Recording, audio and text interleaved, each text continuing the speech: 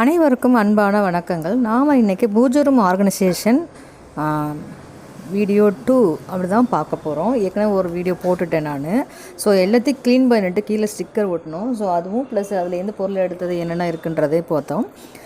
So இப்போ வந்து பூஜை ரூமில் ஃபுல்லாக ஆர்கனைஸ் பண்ணணும். ஸ்டிக்கர்ஸ்லாம் ஒட்டி முடிச்சுட்டு ஃபுல்லாக ஆர்கனைஸ் பண்ணணும். ஸோ அதை உங்களோட ஷேர் பண்ணிக்கலாம். என்னென்ன பொருள் இருக்குது, அதில் என்னென்ன வச்சுருக்கோம் அப்படின்றத ஷேர் பண்ணிக்கலாம் தான். ஸோ முன்னாடி பார்த்த கலைய மாதிரி ஒன்று, அது வந்து பார்த்திங்கன்னா இது வந்து பார்த்திங்கன்னா பண பெட்டி. நாங்கள் ஏதாவது டெய்லி செலவுக்காக அதில் வரவையும் வைப்போம், வேணுங்கிறவங்க எடுத்து நம்ம செலவும் பண்ணிப்போம் நாங்கள் ஃபேமிலிக்குள்ளே. ஸோ அது வந்து பார்த்திங்கன்னா இப்போ நிரந்தர கலசம். ஸோ அது குலதெய்வத்துக்காக நம்ம ரெடி பண்ணுறது. ஸோ அது தனியாக நான் கலசம் வீடியோ போட்டிருக்கேன். இப்போ நான் கலசத்தை மட்டும் உங்கள்கிட்ட காமிச்சிருக்கேன். அடுத்து வெங்கடாஜலபதி வந்து வடக்கு பார்க்க மாட்டணும். ஸோ மாட்டியிருக்கேன். அது பக்கத்தில் வந்து குபேரலட்சுமி அவங்களையும் வச்சு பக்கத்தில் ஒரு கிண்ணத்தில் காசு நிரப்பி ஒரு கண்ணாடி வச்சுருக்கேன். பக்கத்தில் வந்து பார்த்திங்கன்னா குபேரர் பானை வச்சுருக்கேன். அதில் வந்து பார்த்திங்கன்னா ஒன்றில் அரிசி, ஒன்றில் பருப்பு, ஒன்றில் வந்து உப்பு நிரப்பி வச்சுருக்கேன். ஸோ இன்னொரு அடுக்கு பானை கூட இருக்குது. அதில் வந்து பார்த்திங்கன்னா காசு, ஏலக்காய், கிராம்பு, ஸோ அதெல்லாம் போட்டு ஒரு பானை அடுக்கு வச்சுருக்கேன். 2 அடுக்கு பானை வச்சுருக்கேன். 2 அடுக்கும் இதுதான் உள்ளே வச்சுருக்கேன். அடுத்து வந்து பார்த்திங்கன்னா ஒரு விநாயகருக்கு ஏற்றுறதுக்கு ஒரு வெள்ளி விளக்கு, அதில் வந்து தேங்காய் எண்ணெய் ஊற்றி விநாயகரை வழிபாடுறதுக்காக ஏற்றுவேன். ஸோ அடுத்து வந்து பார்த்திங்கன்னா இந்த பக்கம் வந்து பார்த்திங்கன்னா சரஸ்வதி,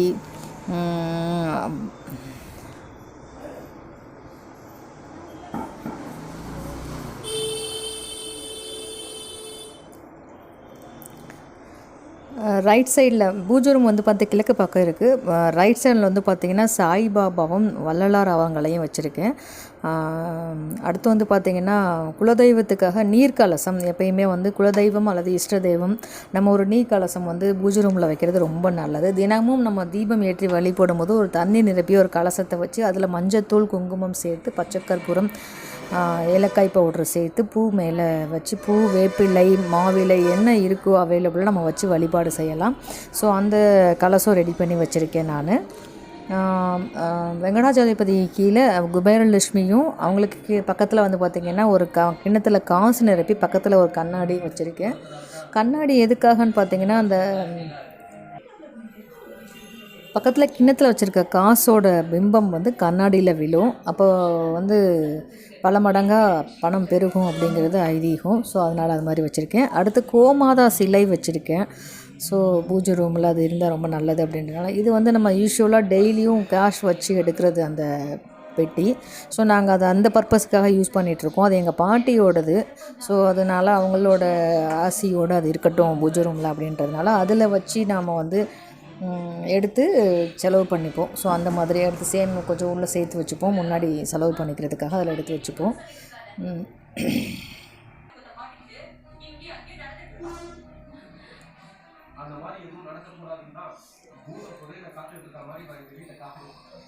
அடுத்து ஒரு மனையில் பார்த்திங்கன்னா காமாட்சி அம்மன் தீபம், பக்கத்தில் 2 குபேர தீபமும் வச்சு டெய்லியும் நான் அங்கே பூ வச்சு அவங்களுக்கு தீபம் ஏற்றி வழிபாடு செய்வேன். அடுத்து வந்து பார்த்திங்கன்னா பக்கத்தில் வந்து பார்த்திங்கன்னா வெள்ளருக்கு விநாயகர் இருக்கார். ஸோ அதுக்கப்புறம் பார்த்திங்கன்னா 2 நீர்க்கலசம் தாளித்து வச்சுப்பேன் நான்.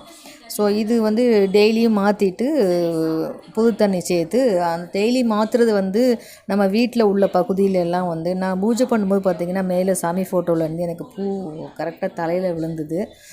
நான் குனிஞ்சு சாமி பண்ணிகிட்டு இருக்கும்போது தலையில் வந்தது. அது எனக்கு ரொம்ப பெரிய பிளெஸ்ஸிங்ஸாக அந்த மாதிரி நான் ஃபீல் பண்ணேன். ஸோ எல்லோரும் சாமிக்குமே வந்து கரெக்டாக தான் பூ வைக்கிறோம். ஸோ அது எல்லா டைமும் விழுகிறதில்ல. நம்மளுக்கு எப்போவாது யதார்த்தமாக ஒரு 1 or 2 times தான் அந்த மாதிரி நடக்கும். ஸோ அதனால் இன்றைக்கி அது நடந்ததுனால நான் ரொம்ப ஹாப்பியாக ஃபீல் பண்ணுறேன். 2வது வந்து பார்த்திங்கன்னா நம்மளுக்கு ஒரு பெரிய கஷ்டம், பெரிய கவலை அப்படின்னா கடவுள்கிட்ட விட்டோம்னா அது ரொம்ப ஈஸியாக முடிஞ்சிடும், ஈஸியாக நடந்துடும், அது ஈஸியாக போயிடும். அந்த உடல் உபாதைகள்லாம் காணாமல் போயிடும். ஸோ இந்த மாதிரி நிறைய விஷயங்கள் இருக்குது. இதில் வந்து பார்த்திங்கன்னா அந்த பிளாக் கலர் லிங்கம் வந்து என் பையன் கைப்பட செஞ்சது. ஸோ அதனால் அவர் வந்து எப்பயுமே விநாயகர் சதுர்த்திக்கு என் பையனோட விநாயகரை வச்சு தான் வழிபாடு செய்வோம். அவரோட லிங்கமும் வீட்டில் வச்சு வழிபாடு பண்ணணும் டெய்லின்னு சொல்லிட்டு அவர் செஞ்சார். அவர் டெய்லியும் சாமி கும்பிடுவார், விளக்கேற்றுவார். அவருக்கு முன்னாடி வந்து பார்த்திங்கன்னா பஞ்சகவ்ய விளக்கு நம்ம ஏற்றுவோம் இல்லைங்களா, அதோட விபூதியை வந்து இந்த விளக்கில் கொட்டி வச்சுருப்போம். எங்கேயாவது நல்ல காரியங்களுக்கு போகணும், இன்டர்வியூ போகணும், இல்லை வெளியில் போகணும், ட்ராவல் பண்ணணும், பஸ்ஸில் ரொம்ப தூரம் போகிறோம் அப்படின்னா அந்த பஞ்சகவ்ய விளக்கோட விபூதியை எடுத்து நெத்தியில் வச்சுட்டு போவோம். ஸோ இந்த மூலையில் ஒரு இருக்குது பார்த்தீங்களா, இந்த உருளி வந்து பார்த்திங்கன்னா எங்கள் பாட்டியோட பாட்டியோடது. ஸோ அவங்க வந்து பார்த்திங்கன்னா அடுக்கு பானை மேலே இதில் வச்சு சில்லற காசு வச்சு எடுத்து செலவு பண்ணுறாங்க, அந்த மாதிரி வச்சுருந்துருக்காங்க இதை.